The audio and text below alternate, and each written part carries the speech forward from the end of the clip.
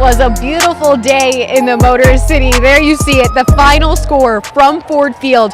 The Detroit Lions 36, Washington Commanders 27. Lomas Brown. Yes. I mean, we get to do the happy dance. Yes, we do. Really early into this season. We've been waiting to do it, though, Danny. We've been anticipating the happy dance. We certainly have. Yes, and we get to give it to them. Yeah. Let me Woo! give Happy dance. Let's yeah, go. Raise the roof a little bit. Do it, Lomas. Do it, Lomas. I'm Danny Rogers. Thanks so much for joining us here on Detroit Lions Live. Post-game show presented by Peak Energy. You got the final score there. This was a game that the Lions had sealed in the bag for the most part. There was a third quarter startup from the Washington Commanders where they were knocking on the door. The Lions said, nuh-uh, not today. After all three phases scored in this one, Detroit was able to stop them there out on that field and come away with a win here in week 2. You know, I love it, Danny. You're right. Before we had been knocking, we've been opening the door. Peeking today, in. we refuse to do that today. It was a great victory for this team, a great overall victory, too, for the team. I thought both sides of the ball did what they had to do, and it was a great victory, our first victory, our happy dance victory. So, yes, I'm a thrilled young man right now. I don't know if I love the thrilled part or the young part in that, but I support either one. Okay, that was from Lomas Brown, his first analysis. Let's send it to the head coach, Dan Campbell, who is standing by at the podium to give us his post-game thoughts. That was number one. I thought the defense set the tone for that game, which we felt was going to be critical this week. We needed special teams to make a play. I thought we did with Leaf, and I thought our coverages were good. And then, man, our offense I thought was steady and reliable. And when we needed it, man, we answered back when those guys made some plays. So we did exactly what we needed to do. We were much more detailed and disciplined, and it showed up. It showed up. So there's some guys I want to highlight. I thought Dan Skipper did it. Did a hell of a job. He stepped in, and he's never played guard, and he's been dying for this opportunity, and I thought he made the most of it. Evan Brown steady as they come. I thought Logan did some good things, and I thought Will Harris battled back there. So that's what we talk about, man. You're not always going to have your guys, and so when you don't, we got to have the next man up, step up and help us out, and I thought they did that. Coach, how does it feel to get one early? I mean, obviously every game is important, but you guys started, 9 weeks before you got a win last year, so going 0-2, obviously that set the tone for the season, coming out. So how does it feel just to get a win this early in the season? What does it do for you guys, like, as far as early in the season like this? Hey, listen, it just it feels good to win. That's what it does. It feels good to win because there's a lot of hard work that's put in it across the board. And I think the best thing about it is, man, our guys just they trust in the system. They believe in what we're doing as coaches and the schemes, and they believe in how we're setting them up for success. And they believe in the plan, and they execute the plan. And that's a credit to those guys, man. They never gave up. They never lost hope. They won't ever. I mean, that's how we assembled this team. So they know what we're capable of. It's a step in the right direction, but that's one.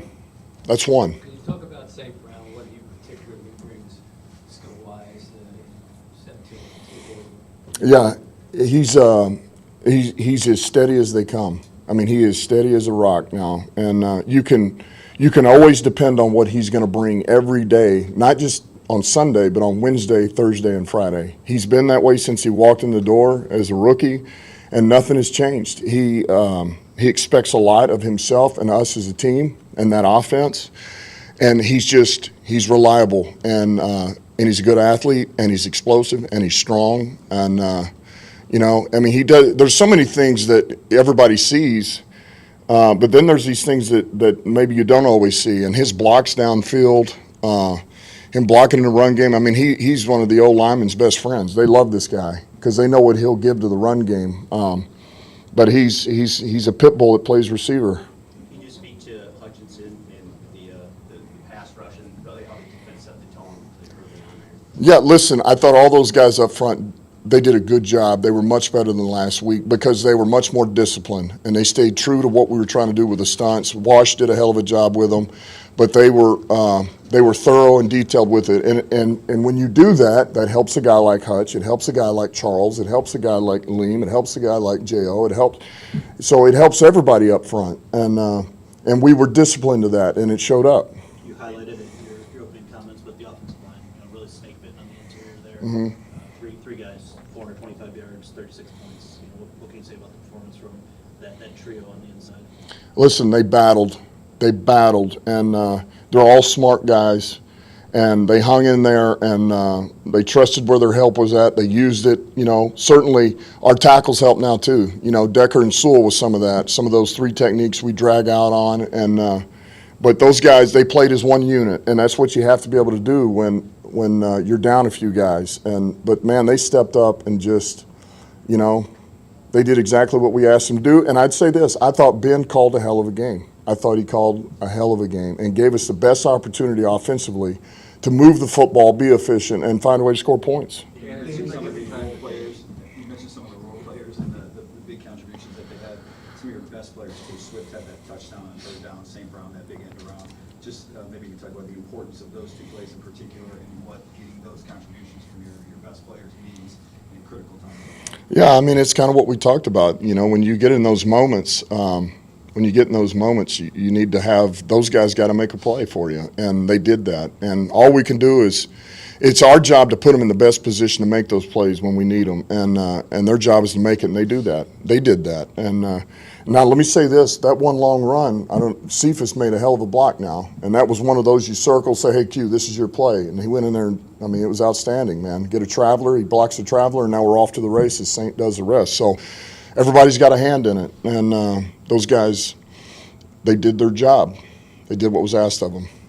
How pivotal of a play was it? I'll get you next, Wojo. Go ahead.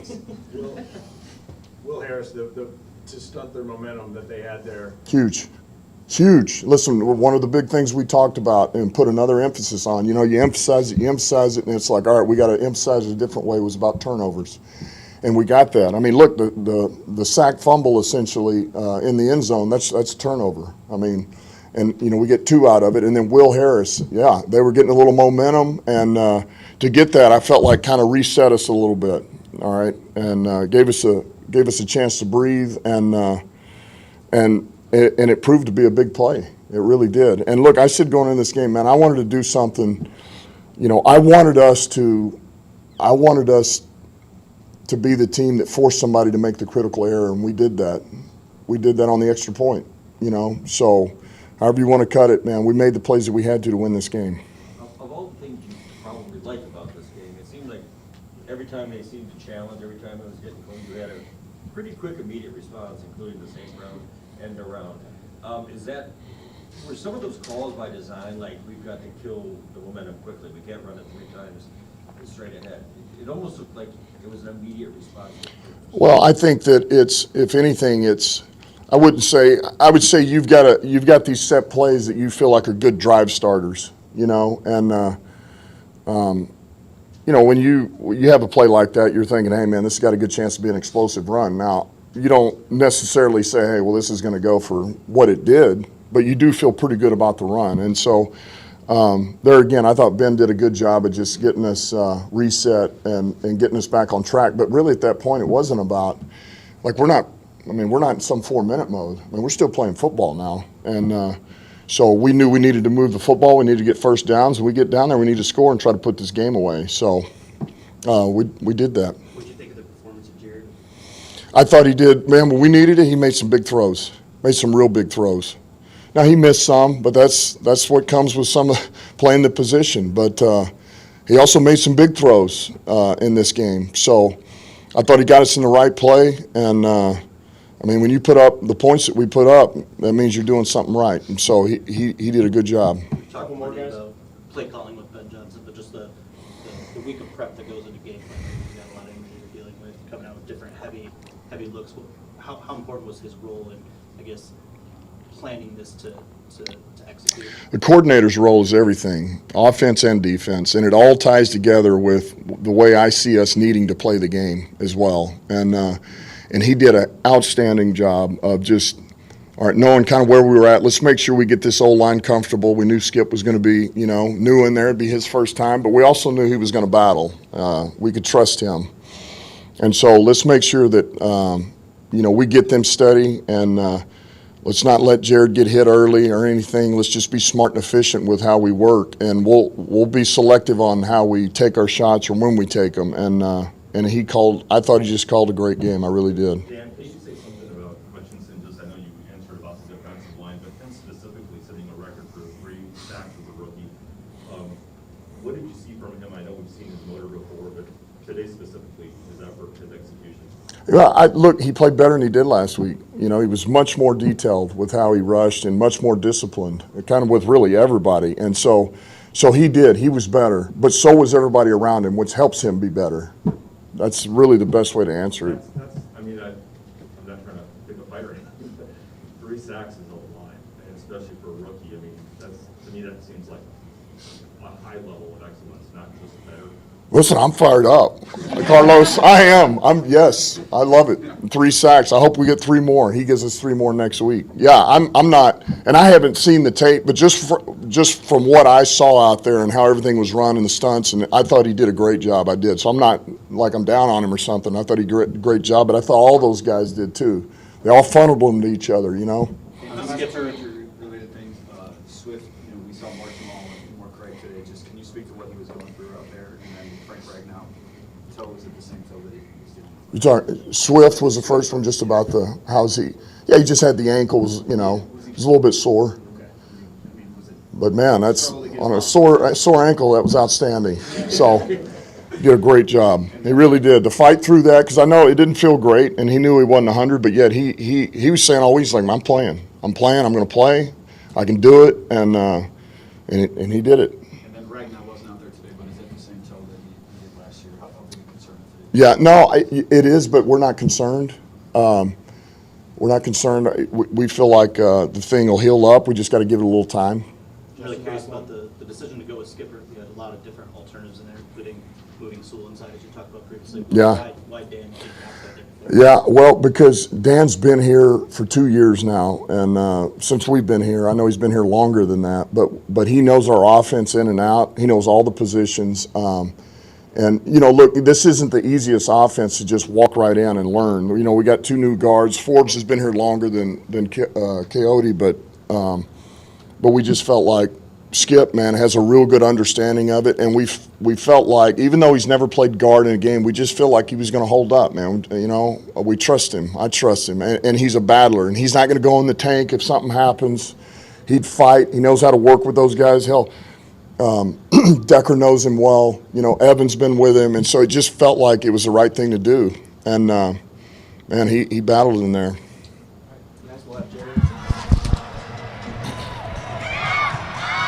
We heard some phrases from head coach Dan Campbell, like he's fired up and giving a lot of praise along that offensive line. We mentioned it earlier, 3 out of that 5 starting offensive line were out with injuries today. So you had Logan Stenberg step up for the 2nd week in a row. Dan Skipper step in today, and then also Evan Brown at center. These Lions are going to have to really worry about this offensive line depth going somewhere next season, because they're putting some really good things on tape here. No, you're right about that, Dan, and that's a great problem to have linemen that you could put in there, that guys that the level of play won't fall off much. It's been great how these guys have been, like I say, building their chemistry, and that's hard to do up front, especially when you have guys missing practices, almost that silent language. We could point and guys know what to do, but that only comes with time, and it's just good that the Lions are able to do what they have been doing with a beat-up offensive line. Swapping some offensive line in there whenever they need to. Let's take a look at today's final stats. Lomas, these are the ones that we always look at post-game, and we ask ourselves, what sticks out to us today? I will tell you that the rushing yards for Washington, only 88 compared to Detroit's 191. Sticks out a ton to me. Both quarterbacks getting in on the pass game. Washington 396, Jared Goff 425, and then you see that time of possession, just a little over 5 minutes going into Washington Commanders' favor. Yeah, I mean, Danny, you look at the rush yards, like you're saying, that's just great. Anytime you can rush for over 135 yards in this league, that's a good day. For the Lions to almost have 200 yards rushing, that means they control the line of scrimmage with that backup offensive line we talked about, but it also means explosive plays, and we've seen DeAndre Swift. I mean, you get this guy in the open and look out, he's gone. So it's just exciting to see what these guys are doing, and they're just building, Danny. This is just the second game of the season, so hopefully they'll continue to build on that and get better and better. Running back DeAndre Swift, you just mentioned, he does have a nagging ankle injury. Coach Campbell said it did not feel good to play on, and he goes out there, has a gain of 24 yards, followed by a gain of 50 yards, and that was after a 144-yard game last week. Absolutely. How consistent is he going to be this season? Man, I think he's going to be great. We all know going into the season, he said he wanted to get 1,000 rushing, 1,000 receiving. Well, if he keeps up the pace that he's doing, he should get both of those. I mean, the guy's so dangerous coming out the backfield. But like I said, you get him in the open field, man, he makes guys miss. And that speed, wow, man, it's just unbelievable. So I love everything DeAndre is doing so far early in the season. Bad ankle, oh my God. You'd never know. Never. Lomas, I want to take you inside the second quarter, second drive for the Detroit Lions that ended in a wide receiver Josh Reynolds touchdown.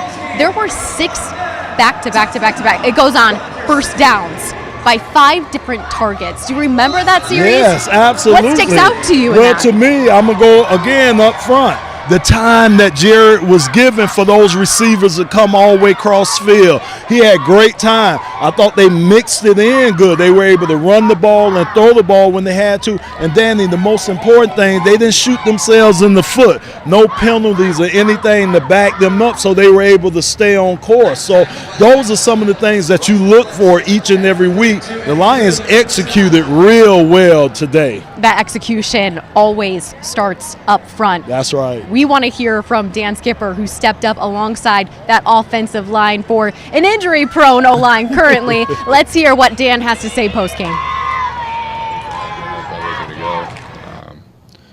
Talked about it on the field and started there. So what kind of experience do you have with guard? I think you got maybe in the preseason before. But yeah, so my freshman year of college I played guard, and then preseason here before I got my ass fired. So You said jokingly, I'm new here, but I don't know what this is kind of like for you to be up here and kind of get some spotlight for the way you played.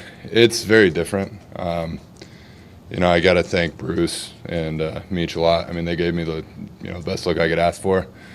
Spending as much time giving the look, being that guy, just waiting for the chance. Like those guys wouldn't. I wouldn't have played as nearly as well as I had if I hadn't seen, the hump, the hand swipe all week long. And those guys I got to give all the credit to, and just having the opportunity to go out there and see what happens. So. You kind of represent the mentality of this team almost a little bit. It's next guy up. He always talks about grit. It doesn't matter who's down. The expectation is still the same. Is that just throughout the entire roster? Yeah, I mean, look, we're banged up front, but luckily, Evan, Logan, and I have played a lot together. Looking back last year, this year, this preseason, so we're all the next guy up. We're not the the chosen ones, so to speak, but at the end of the day, we go out there and get a win. That's what matters. And Dak and Panay, going out there, helping us along and doing the best we can. Like that's part of this. What this gig's about. Just show up every day, put your hard hat on, go to work, and good things happen. you guys were down the entire interior of your offensive line. You still ran for 191 yards, averaged 8 a pop. I guess just how much pride do you take in what you guys are able to accomplish offensively despite all the injuries? Yeah, I mean, look, anytime you get a win and do enough to win, that's great. Whether that's a 3-0 win or whatever today was, I don't even know. Winning's fun. Winning's important. Sane obviously had at least one big one. I don't even know. But anytime you can get the ball around like that, that helps. But just trying to keep our hard hat on and Coach Johnson not abandoning the run game, and they stacked the box on us. But it was a lot of fun to just keep going and keep plowing away. I understand why he chose you over some of the alternative options. And he said it was about trust. He's grown to have a trust in you. Just what does that mean to you to know that you've earned the coaching staff's trust? It's huge. Trust's a funny thing. It takes years to build and seconds to break. So just trying to keep putting my best foot ahead every day. I think that's really this roster. That's all we're trying to do. We're all just trying to get better every day. Whether you're a starter or a backup or a freaking fourth tackle, like it doesn't matter. You're trying to get better every day and do what's asked of you and do that to the best of your ability. You've been around the league a long time in this team for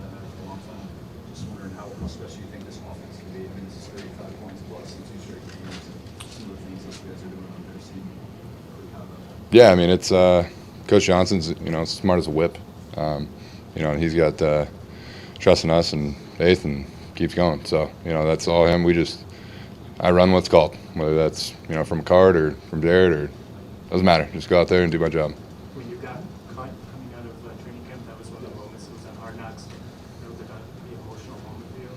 I'm curious if you could just take us back to that afternoon or that morning and what that game was like, and then what you went through to get right for, to come up in a moment like this and be able to produce. Yeah, man. I mean, it's my 6th year in the league. I've never made a team. It's tough. You go in and you're just never quite good enough. You're not quite enough. You show up every day and you think you're doing the right things, and just for whatever reason, it just doesn't quite work out. I think I've had 20 NFL contracts. Like, they're not worth the paper they're written on, right? So, it's like, here we go again. 6th year. I think things look good, and it sucks. But went home, got things, got to spend a week with the family, which was big. Got back up here, moved, did all that, and just trying to get back to put your best foot ahead every day. It's not easy. Whether you've been fired once or 100 times, it still sucks. And it's tough. You get fired, but just keep on plugging away, and So then how rewarding was this for you, just on a personal level, for all that, to then step in and play a big role, play as well as you did today? It's unbelievable. Obviously, we'll look at the film Monday, and I'm sure there will be a lot of corrections on there. But, what's up? What's it Hank Fraley helping with this? Because he's been in your shoes before. Yeah, it was big, just, breaking it down and, just really knowing the game plan, knowing the operation, and that way I can go out there and play and not think and just play fast and physical, and whatever happens, happens, and, I guess it looked pretty good out there. I don't know, but we'll watch the tape and continue to build, and, whether that's, giving a look for these guys next week or playing again, I don't know. We'll find out, but at the end of the day, just trying to do what I can for this team. Was this technically your first start? Does it mean something to you? Oh, yeah. No, first start, yeah. There's really I don't know. It's been such a long road. It's 6 teams. Been, like I said, been cut all over, and just having my wife and kids here and everything else, it just really comes full circle, and it's hard to explain. I don't know. It's kind of the first, it kind of makes everything all worth it, all the chaos and, just the trials and, having them here and playing, and just kind of the cherry on top. Twin boys that are a little over a year. So. Thank you, guys. Thank you, Dan. Dan Skipper, you just heard him. He sounded so emotional talking about his 6th year in the league, his first career start. We watched on Hard Knocks. Skipper was cut from this team, was placed on practice squad, and now he comes in and shows up big time for these Detroit Lions that really aided in that rushing attack. That's what I love about Hard Knocks. You get to see those stories, those behind-the-scenes stories. And it's great, like you're saying, Danny, a guy that's been cut, a guy that's known adversity, now to come in, start his first game.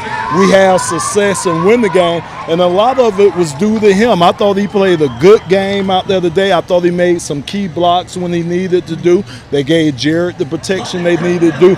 They did everything they needed to do as backup linemen stepping in for the starters today. They sure did. Let's take a look at the numbers for this Detroit Lions rushing attack. 191 yards overall. Compared to Washington Commanders 88, the Lions 24 rushing attempts. They average 8 yards per run. For perspective, that's double what Washington was able to do today, and it starts with these 3 running backs here up front: DeAndre Swift, Jamal Williams, and Craig Reynolds. You know what I love, Danny? I love how we're able to switch it up. You got DeAndre, a guy that can get out in space and take it to the house. You got Jamal Williams, a pounding guy, a physical guy that could get you the tough yardage. And then you got the Craig Reynolds, he's kind of a change-up guy. He could do kind of whatever you need him to do, outside, inside. So I like the different weapons that we could throw at teams. And 8 yards per carry. That's kind of unheard of, Danny. So it's awesome what we're doing in the running game now. DeAndre Swift probably spurred those 8 yards per carry because he was averaging about 11 yards per carry when he did get the ball. All 3 of those running backs getting in on the pass game, which we were anticipating today. Why was that so lethal too? Well, again, because you don't know what's coming. I felt that a lot of times, especially in the first half, we had the Commanders on their heels. They didn't know whether we were going to pass, run the ball, and that's a good position for an offense to be in, especially your quarterback. You've seen Jared getting more and more comfortable back there, and I love the way he spreads the ball. You just don't know where it's going, Danny. We didn't even include Amon-Ra St. Brown in that graphic. 68 rushing yards today. He was pounding the ball on the ground as well. Oh, my God. That dude there, what can he do? He's a dude. You just said it. Yeah, man. I think if I need something up in the press box, he could probably run up there, give it to me, and get back on the field in time to play. With how he's wired, his entire family, he would try his best. Let's go to the play of the game, though, by his teammate, DeAndre Swift. We're going to the third quarter. This was a big play on 3rd and long. Watch this. Quarterback Jared Goff is going to drop back, finds Swift, catches it. Okay, he gets back up. That's fine. And says, see ya. I'm going to go straight to the end zone. Makes everyone miss, finds it, and that would put the Lions up 29-15, which was a really critical moment. They could not allow the win to be taken on these Lions' sails after allowing Washington to score a couple times. Danny, even with people chasing me, I don't think I could get up off the ground as fast as he got up off that ground, knowing that he wasn't touched and he was able to keep running. And then the fakes, the moves that he throws on guys, he's going to hurt somebody's ankles. He's going to break somebody's ankles in the one game. Their ankles are going to just be laying on the field. The guy is awesome. Like I say, he's a weapon in both the run and the pass. We are lucky that we have a guy like him. But certainly, DeAndre Swift in the Lions receiving game today had 2 receptions. Checking out his stats now, just 31 yards, but average 15.5 yards per catch. He didn't have to do much more than that. No, he didn't. I mean, but when you're talented like that, when you have the skills that young man has, you want to try to get the ball in his hands as much as possible. I don't blame Jared Goff. Get it in his hands. Let him do what he does. Certainly. We'll get to a couple of more stats here. DeAndre Swift, though, and Amon-Ra, those two are just kind of having a breakout year. We all knew that this was capable of them. They were always capable. But right now, is national attention on those two? It has to be, Danny. I'm thinking if I'm a defensive coordinator coming into the game like Minnesota next week, DeAndre's number 1 I got to stop, but Amon-Ra St. Brown is number 2 that I have to stop. Those are the guys that I'm targeting. If I slow these guys out, not stop them, but if I could slow them down, then we have an opportunity. Those have to be the guys that defensive coordinators are game planning for when they come play us. Those two are making up an explosive offense. 71 points between week 1 and week 2. Wow. And another weapon in that explosive offense is Jared Goff, quarterback, who is looking down the field this season. We're going to take a look at his game stats here from today. Completions, 20 of them for 256 yards, just under 60% completion percentage. If you remember last week, he was at that 57% completion rate. So I know they want to see that continue to go up. 4 touchdowns, though, in this one. He couldn't not find the end zone today. No, and Danny, what I love the most is he had pressure in his face on a couple of those throws. Jared stood in there. He took the pressure. He was able to make the right throws to the guys, and that's what I love about him, the way he's able to keep his composure no matter what's going on around him, no matter what the score of the game is. He's a composed guy, and as a lineman, as a teammate, that's so common for you to have your quarterback have that type of disposition. So I look for Jared to have a good year and continue to have a good year. And towards the end of the year, we might be talking about him with some of those quarterbacks that we normally talk about towards the end of the season. Let's hear from a composed Jared Goff, who is standing by now at the podium for his post-game thoughts. Place to start. Obviously missing, 3 guys on the interior for Dan and Evan and Logan to play the way they did. Can you speak to their performance? Yeah, it's a special one when you get the guys that haven't had that much experience come in and against 2 interior D linemen that are some of the tops in the league and play pretty darn well. And I think with both those guys, Logan obviously played last week, so I had a little bit of experience with him. But Skipper is his first time playing, and so you don't really know what to expect. Although I kind of knew what to expect, just the way he is. He has so much experience and just plays so dang hard, and that's all you can ask for. And I thought he played hard, but he also thought he played really well and did a good job for the times where we needed him. We talked about this a little bit last week, but 35 plus more points today. Yeah. But yeah, turnover in the red zone. Right. A couple deep shots, barely missed. Right. How good can this offense be? As good as anybody. Like you said, we scored 35 last week. We scored 36 this week, and you still feel like, but that one. And I can think of a few off the top of my head, but that one, would have really blown the game wide open. And that's our next step, right? That's our next step of going, becoming that, maybe more mature, understanding the moment team, being able to take advantage of those opportunities. And it starts with me. I got to hit some of those throws. And really get on the same page with those guys. We are just it's more reps and making sure we know the landmarks and everything. It's mostly me, but like you're saying, sorry, one sec. Like you're saying, it's we feel good about what we did today, but there's so much more out there for us. Jerry, how encouraging was it that whenever they started to close the game, you had an answer for it? Big plays, Yeah, that was a great job by Ben, man. That was a great job by Ben. We got a good lead there early, and then they started to claw back. We made some good plays to keep them at arm's length, and then those last couple drives there to close it out. Just some of the plays that we've been holding on to. St coming around the sideline. Just some of those stuff that he'd been waiting to call for the right moment. I thought he did a great job. Can you talk about St. Brown, the specific skills he has as a receiver, the quarterback? Yeah, he's a very friendly target is the best way to describe it, if that makes sense. Like for a quarterback, friendly is like always comes back to the ball, always catches the ball away from his body, is always where he needs to be, understands coverage, understands what I'm looking at, what I'm looking for, always asking questions.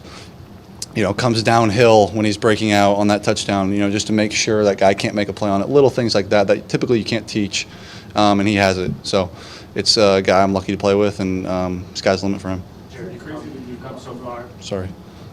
Isn't it crazy that you're talking about the guy who's in his second year in that way? Yeah, but kind of we expect it. It's like I think Dennis mentioned it. Like when he makes a mistake, it's like, huh? Like he's mistake free pretty much, and does such a great job both in the pass game and in the blocking game, and is such an anchor for us, in both areas of the game, and a guy that we just always want to get the ball to. We have a few of those guys on our offense, but he's one of them where it's like, how do we find a way to get him in space? And I think mentioned kind of what I was saying earlier, like he played great, and he was the first one to say like, man, I had that one and that one, that could have been that one, and that's the best thing about him.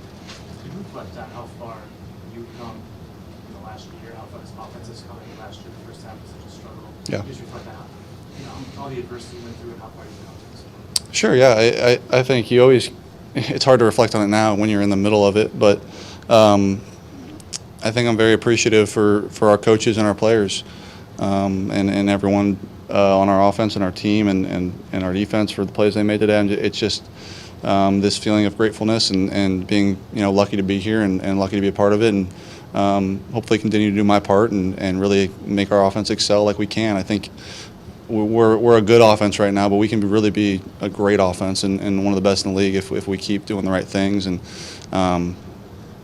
keep applying ourselves. You talked about searching for identity, right? You're still kind of trying to figure out what that is offensively. Right. Seems like the aggressiveness never really stops with this offense. Yeah. In the first half, you're trying 3 deep shots, holding the lead. In the second half, you're not running up the gut 3 times. You're throwing downfield. Like, is kind of keeping that foot on the gas developing into part of your identity? Yeah, I think that is part of who we are, just because of who we have. We got guys who can make those plays, and like I said, there's those couple that we hit and we feel really good about, but we missed them. We need to make those plays, and we will. But we got guys who can stretch it, and at the same time we run the ball so well that it's hard to defend both. If you're going to run it and then you can throw it over their heads, it's really hard. So I know Ben is cognizant of that and always wants to take those shots when they're there. I know it's just week 2, but How important was it to validate the good feeling that you guys have all had? And Yeah. you know, went so long last year before you won, and now in week 2 you get a win. Always important. Always feels good, and absolutely makes us feel good to be 1-1 rather than 0-2, of course. But I think the way it happened is awesome as well. You know, we took a good lead, defense was playing well, and then they had their counter punch to us and cut it to 1 score, and then, you know, we punched right back and made the plays we need to make on offense, and it's complementary football. That's the best teams do, is play well when the other side isn't, vice versa, and that's what the defense was doing for us today. You did mention the defense here. Barely gave you a second to catch your breath there in the first half. Yeah, they're good, man. What is it like when a defense is forcing 3 and out, 3 and out, 3 and out, and you just keep going out there? What does that do for an offense? It's great. It allows us to really get into a rhythm, and they were playing with a lot of confidence today. I think Hutchinson really showed up, and Tracy and Malcolm and all the usual guys you'd expect over there. But it was really fun to see their energy and the plan that they had to get after those guys, and they were really, really doing it in that first half. A couple more guys. Yeah, how would you describe that touchdown catch by Swift? Yeah. Yeah. Yeah, you know, he was what's called hot route, right? So they blitzed and he's uncovered. So he's who the ball has to go to, and kind of left it behind him there, but he caught it and fell down. And I'm like, all right, first down, you know, great, good job. And then just saw him toot, toot, toot, toot, toot, toot, and that's what he can do. That's what he can do, man. It's really crazy. And I think, again, it's not necessarily my job, but I know Ben wants to get the ball in his hands as many times as possible, and that's something that we were always focused on. And I'm always aware of too, is if he's in the game and down the field isn't open, how fast can I get him the ball in space and let him work? And he's a special player. Jared, DJ had a big block on that one, I think, for Swift to Yeah, he did. to get to the end zone, and Quintez on Amon-Ra St. Right. There. You talked about it a little bit last week, but for you, you see the receiver block like they do. What does that Yep. mean for the offense? How excited do you get to see Yeah, and it's been a point of emphasis for us, for sure, through training camp from Ben, is blocking downfield after the catch, blocking downfield, you know, continuing the play, making it keep going, and that right there, like you said with DJ on Swifts, that caused the touchdown, and like Cephas caused 50-whatever-yard gain for St. Brown there. So I think when you see it work and you see, okay, the coaches are telling me something that actually makes sense, and it's working, it really multiplies itself, and then you gain that momentum of trust in it and believe in it, and really becomes who you are. All right, thank you guys. Good, guys. Thanks. Any pressure to pick up your own block? Quarterback Jared Goff saying this offense is good right now. It could be great. Yes. What would elevate this Lions offense to greatness, Lomas? Oh, man, to me, like guys just making plays, just continuing to do what they do. We had a couple of drops today, so you want to get that cleaned up and everything. But to me, it's everything that this offense needs to do. They have the weapons out there, Danny, the run game, you know, the passing game. So they have what they need to do. For context, people at home, you've seen the football game behind us. A cheerleader was so short and little, she walked past Lomas, and you guys didn't even see her. You can't even tell what he's laughing at right now. I'm sorry, people. So, sorry. This offense is not funny. It's actually really Right. fun to watch, Right. though. Please keep it together the rest of the way. And we'll try to make sure that people watching here will keep the cheerleaders. Thank you, Joe. He's doing his job now. Okay, let's get to Amon-Ra St. Brown. He is one of those key players that really showed up today. He keeps showing up today. He made history. The first and only NFL player with 6 consecutive games of at least 8 receptions and a touchdown. Danny, think about this. Jerry Rice. Think about some of the great Calvin Johnson, Herman Moore. Think about some of the great receivers that's ever played this game, and he's done something none of those guys have ever done. He's a special guy. He really is. And, you know, we did the little HBO thing on his dad, and you can see where them genes, that DNA comes from, because his dad is serious. But I'm so happy for the young man, and to me, he has an old soul. The guy, he plays a lot older than he is. I mean, you think he's a 10-year vet, how he plays, but just going into his second year, he's phenomenal. We're lucky to have him, and we're lucky to get this guy in the 4th round of the draft, too. St. Brown's maturity, you can feel it off the field, Yes. on the field. I spoke with him twice now this season, and because of that laser focus he had on the field today, he is our player of the game. 2 passing touchdowns he was able to catch today to put these Lions up. We're going to take a look at his highlights coming up, but to remind you there, Amon-Ra St. Brown had some yards on the ground, 68 of them. He got after it in the receiving corps, 116 yards, 9 receptions. every time he caught the ball, he was going on average about 13 yards. Not bad. Longest catch of the game, 49 yards. Lomas, what'd you see out of him? Man, to me, what I always see out of him, Danny, consistency. The guy's always gets himself open. Seems like he always catches the ball. And I know that has to be reassuring for Jared Goff because, you know, the quarterback wants to have like a safety blanket, and he knows if he throws that ball in any vicinity that Amon-Ra St. Brown's in, he's going to catch the ball. Now, Danny, he needs to work on this Carlton. His Carlton didn't look that good, the dance in the end zone, so he'll have to work on that. But other than that, everything was good. Hopefully Amon-Ra can fix that here by week 3 because of Lomas's demands. But I talked with Amon-Ra St. Brown post-game. Let's hear what this second-year wide receiver had to say.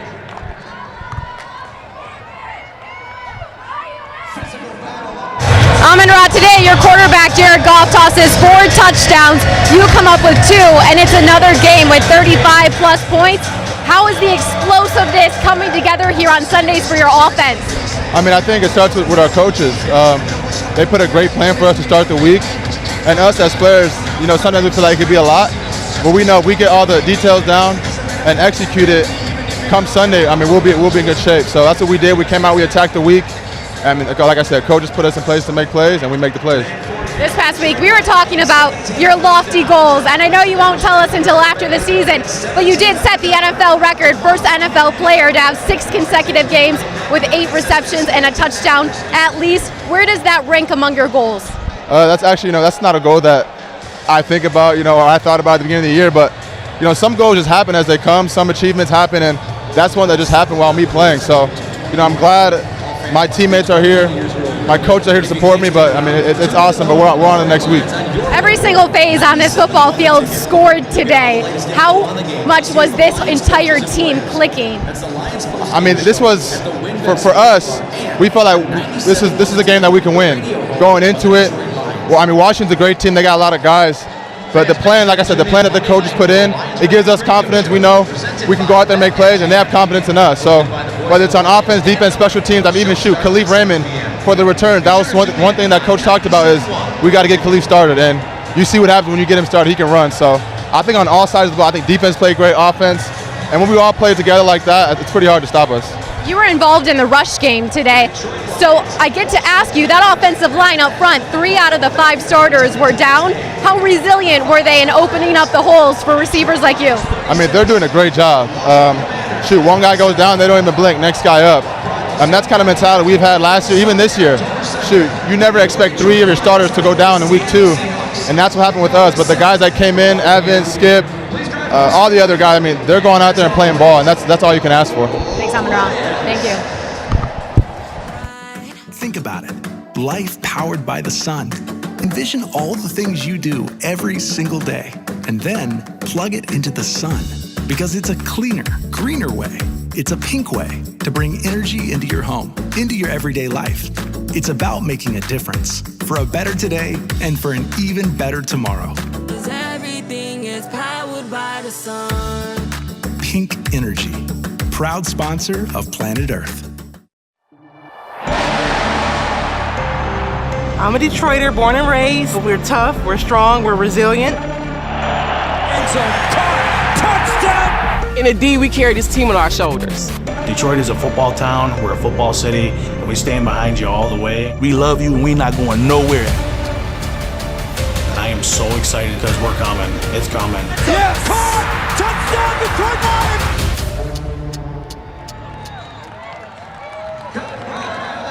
We are going to etch Amon-Ra St. Brown into the minds of everyone watching. We talked about his stats. We'll give you a full screen look at those now. When I talked to Amon-Ra St. Brown earlier this week, he told me he had very lofty goals. I asked, is it in the realm of DeAndre Swift's 1,000 receiving and 1,000 rushing yards? He said they're similar, but he won't tell us until after the season. What do you think his goals are? Wow, I think, definitely over 1,000 yards receiving. That's a given. That's a given right there. But I think he wants to be known as a multi-purpose guy. So you throw in probably about 500 yards rushing on top of that, 1,500 receiving, 500 rushing. That'll put him at the 2,000-yard mark, all-purpose yards. I can handle that. Maybe 15 touchdowns. 15 tutties. 15. 5 on the ground, 10 in the air. How many receptions? He's got to get close to 100, Danny. He's got to have close to 100. So I'm going to go triple digits. Let's go over 100. Ooh, well, he's got 9 today to add to those maybe 100 receptions for the year. That is his goal. We'll see afterwards. Yeah, longest reception on there. You see it, 49 yards. And then when you heard head coach Dan Campbell talking, Amon-Ra St. Brown is a guy that's going to go block as well. Yes. Offensive linemen love him. Yes. You were a former O-line, Lomas. Where do you see Amon-Ra St. Brown back when you were playing, just fitting into the game? So, you know what? We had a guy named Brett Perriman, who all the folks know around here. Great receiver that we had. But he was so tough as a blocker. That's why a lot of people don't realize how Barry got a lot of the yardage was. Yeah, once he got through us, the initial line of scrimmage, you have to have guys downfield to block. Herman Moore, Brett Perriman, Johnny Morton. Those are guys that took pride in their blocking. And you can see some of the same in these receivers. They're down, getting on guys, and that's what enables the DeAndre Swift to have the 50-some yard runs because of guys getting downfield and blocking for him. Amon-Ra, the sun god St. Brown, The sun god. standing by at the post-game presser. Let's hear what he had to say.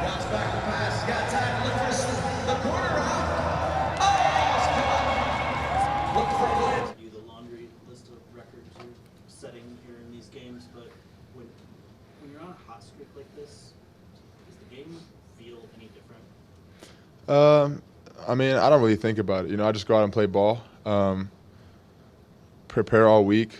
Coaches put us in great positions to make plays, and I just go out there and play ball. I don't think too much about records, this, that, or the other, how I'm playing. Every week's a new week. It's a new opponent. They might give you a different look. So just go out there and play and see what happens. Is this a hot streak, or is this what we should expect from you every week? That's a good question. I'm gonna have to. We'll see. We'll see. You did set franchise rookie records last year, right? Did you ever take a minute to reflect on it? Do you plan on reflecting it what you're doing now at the end of this season, or is this something that can wait for years and years until you maybe finish your career that you can go back and really appreciate what you're doing in the moment? I would say, I would say I appreciate it right now in the moment, but as next week comes, I don't even think about it no more. I'll maybe think about it today, but like I said, next week it's a new opponent. We're on. It's 0-0 that week. We gotta win that week. So, but I would say at the end of my career is probably when I really look at everything. But for now, enjoy today, and when next week comes, we got the Vikings. So it's all Minnesota. It seems like ever since he switched over, even last year, he's kind of unleashed it a little bit. Kind of just talk about the way he's drawing the plays they're using you as rushing a little bit. Just like, how much does influence his helping with your success as well? Yeah, I think Coach Johnson, I keep telling, I tell everyone, I think he's one of the best coaches I've been around. He has, that young mind. He's open to new ideas. He puts all of us in the right position to make plays. He knows our strengths. He knows our weaknesses. He knows what the quarterback likes. He knows everything. He's one of the best coaches I've been around. I love Coach Johnson, and like you said, once he kind of took over halfway through the season, that's kind of when, I started getting more targets and things started taking off for me. So I love Coach. I love what he's doing for us as an offense. He's putting us in the right position to make plays, and we're going out there and executing. So, like I said, we're going to enjoy this week, this win, but next week is a new team. Darren was in here just before, and we were asking about you, and he said, if you ever make a mistake, everybody out there was so surprised by it. Is that true? And if so, why are you and how are you that way? I just say that's just my personality. I like to be, perfect in everything that I do. So, if I do make a mistake, I'm tough on myself. Like that 4th down, I'm still kind of irritated. I should have had it. By the way, it wasn't a drop. He did knock it out.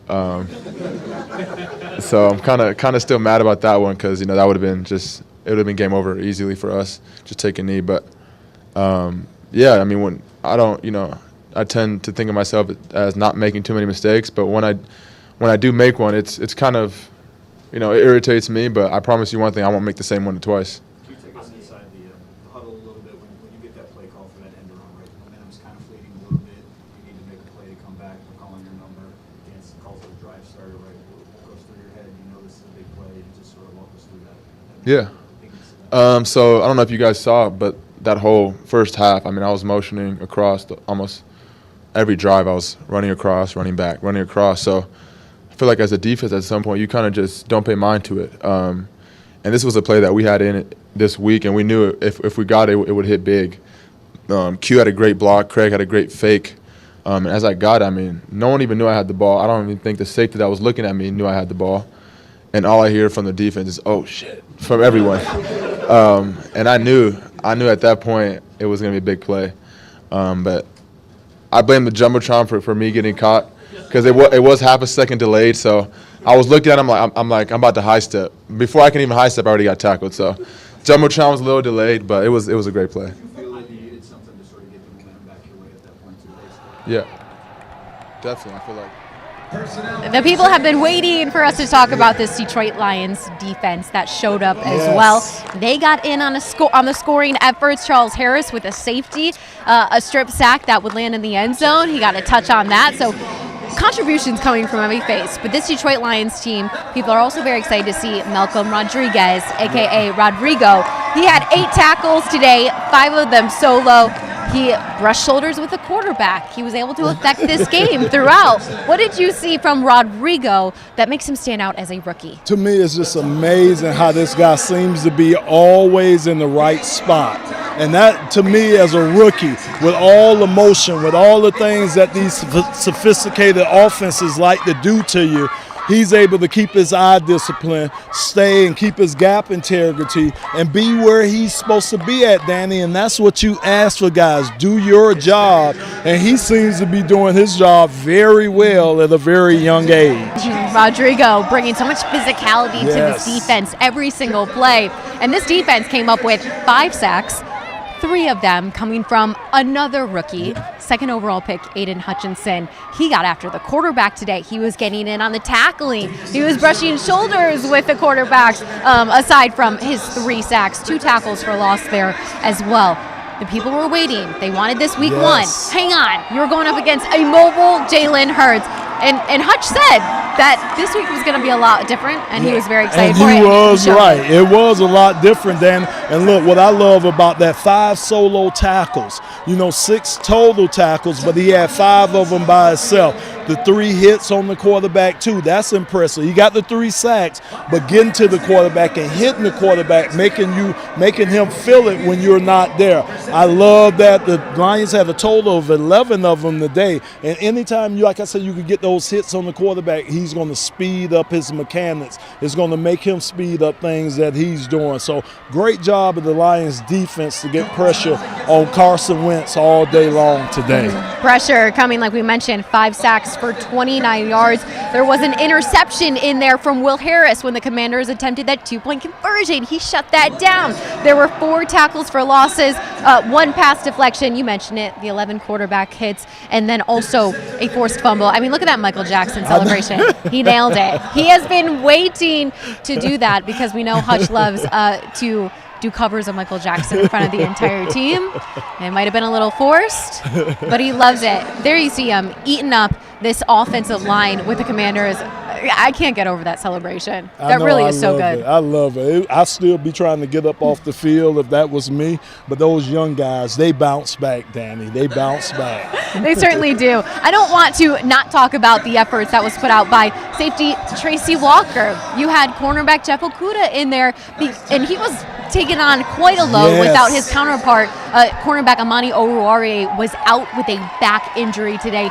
They had prepared for a very lethal Washington Commanders pass game, and they shut them down for the most part. Very impressed by Jeff Okudah these last 2 weeks. He stepped up to the challenge. He's taken on the best receivers for these teams. And Danny, I love the physicality that he's bringing too. I mean, he's getting up on these guys, jamming these guys, and that's what you have to do against a big, strong receiver. You got to knock him off his route. So I thought he did a great job of coming up and tackling when he had the opportunities, but his coverage was outstanding. So kudos to Jeff Okudah for coming back, keeping this confidence, and really stepping up and stepping in. And Mike Hughes was the one who replaced Amani Oruwariye today. He had 8 total tackles today, 5 solo, and assisted the other 3. So a big joint effort from this Detroit Lions team in all phases. Don't forget, Collie Freeman returning 85 yards in the kickoff return game. He looked pretty dang lethal, too. We'll take him wherever we could get him, Danny. We got that hidden yardage, special teams, offense, defense. Just give it to us. We'll take it whenever we can get it. A complete effort by the Detroit Lions. But let's check in on the other teams around the league and get a little bit of score updates. Some were very shocking last week, Lomas, but let's check in on these. Kansas City barely etching out LA Chargers. We saw that. Then you also have Baltimore taking on Miami. Wow. Wait, is that score? Yeah. Oh, okay.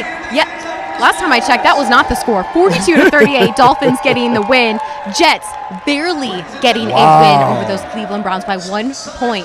That is massive. I know Garrett Wilson had a big game in that one. Jacksonville Jaguars shutting out those Colts. That's huge there, Danny. That's huge. That is large. Tampa Bay, Tom Brady taking on those New Orleans Saints.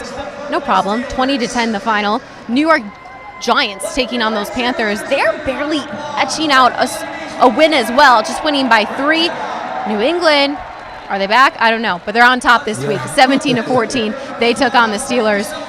And those are all the score updates we have for you right now. The rest kicking off here later in the afternoon and evening.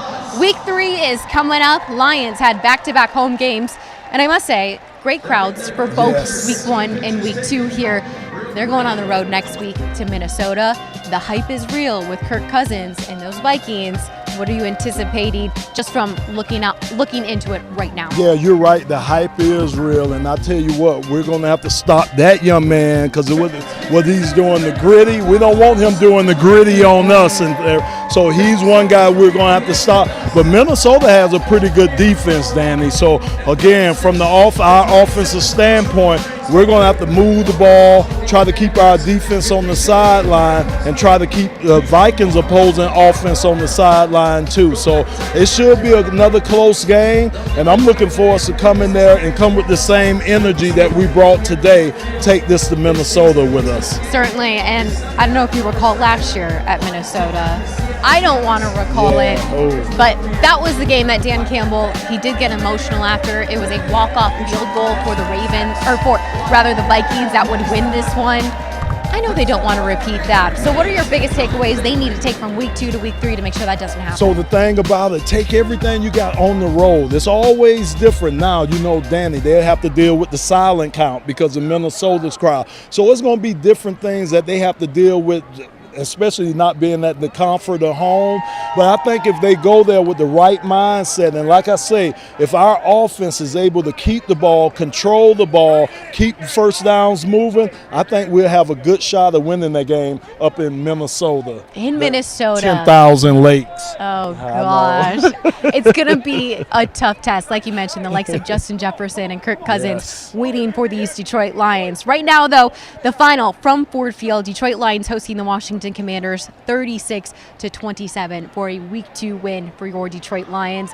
For Lomas Brown, I'm Danny Rogers. Thank you so much for tuning in to Detroit Lions Live post-game show presented by Pink Energy. We will see you next week on the road.